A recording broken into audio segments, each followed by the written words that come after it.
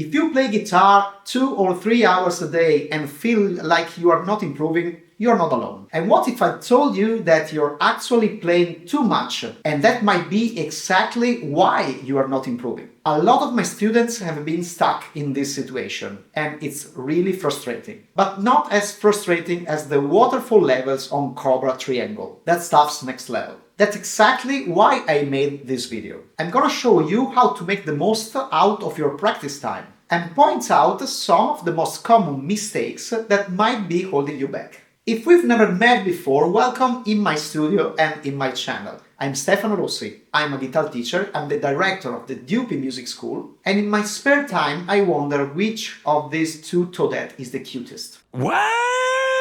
You'll find all the supporting materials in this video lesson down in the description box. Before we dive in, make sure to give a like to this video and to subscribe to my channel. It's totally free for you and it helps me making more free lessons for you. So if you're enjoying this, you know what to do. And also check out my Patreon, where you will find all my guitar lessons and all the supporting material of those lessons. So why did I say that you're practicing maybe too much? Well, it's something that I've seen happen even recently on a lot of my guitar students. Those guitar players spent like 2 or 3 hours a day doing technical exercises and they weren't seeing any result at all. If that sounds like you, well, you might be overdoing it. Not in general, but specifically when it comes to practice technique. The danger while repeating the same thing for this amount of time is that your brain kinda checks out. At some point you're just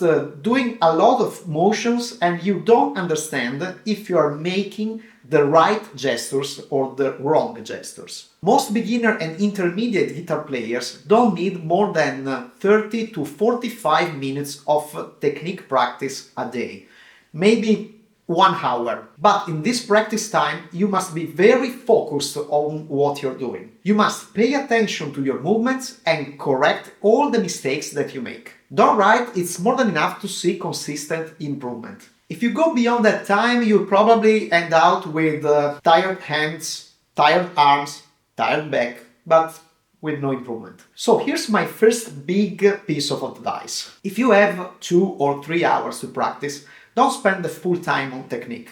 Maybe 1 hour is more than enough, but stay focused on what you're doing.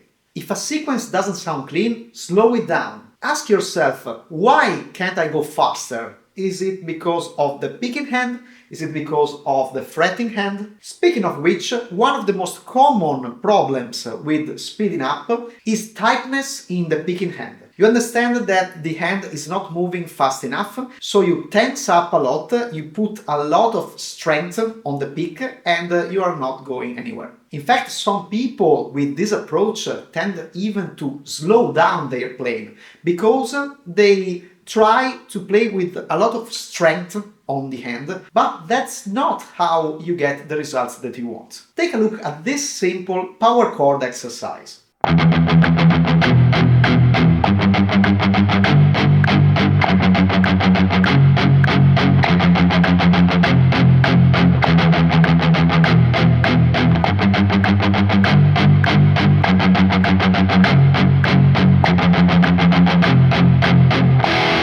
This is great for loosening up that picking hand. We are trying to play confidently and powerfully, but without squeezing the pick too hard. Keep an eye on your shoulder blades too. If you feel those muscles tightening, focus on stay relaxed. Sometimes just that shift in tension will make you play faster.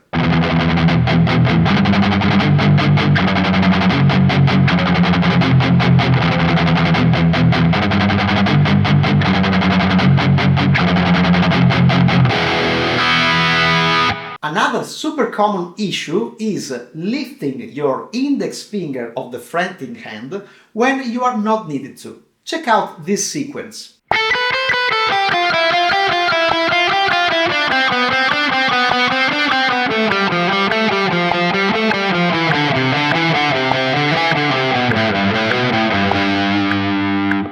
Now, look at this.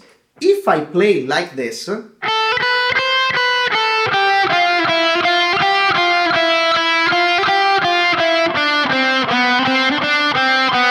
You'll notice that I'm lifting the index finger here in a moment that it's not needed. So why doing like this when I can do this?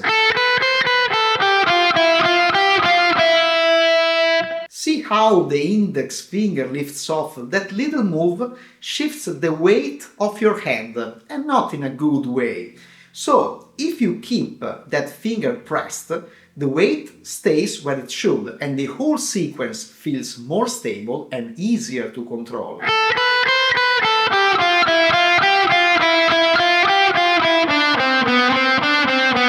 Be super careful with this. Just lifting the finger less doesn't help. So, if you're doing like this, you probably didn't see that, but I didn't push with the index finger when I was putting the pinky finger on the fretting end. So this is an error too. So just lifting the finger less doesn't help. It's still off the fret. It's still throwing off your balance. Keep the pressure steady and don't let the hand shift.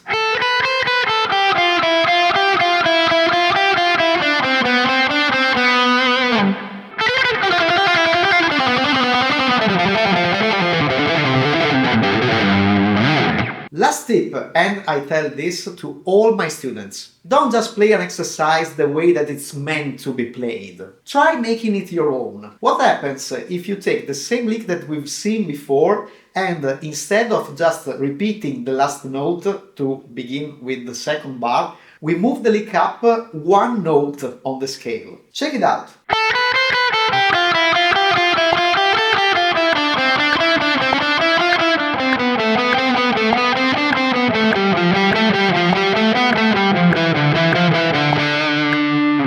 Boom! Now you've got something that sounds less robotic. It also helps you to visualize notes better on the fretboard and to move horizontally.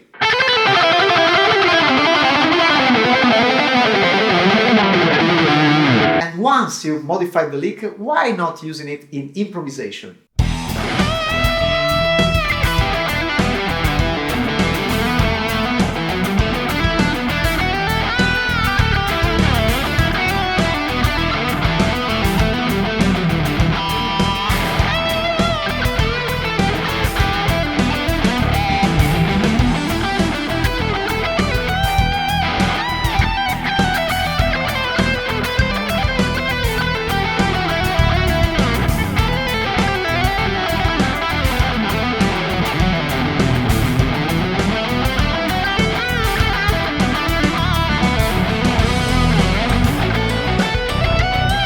Hope you found this video helpful. Let me know in the comment section if you liked it. I always love reading your comments. Thanks for watching and see you next time. Ciao ciao ciao!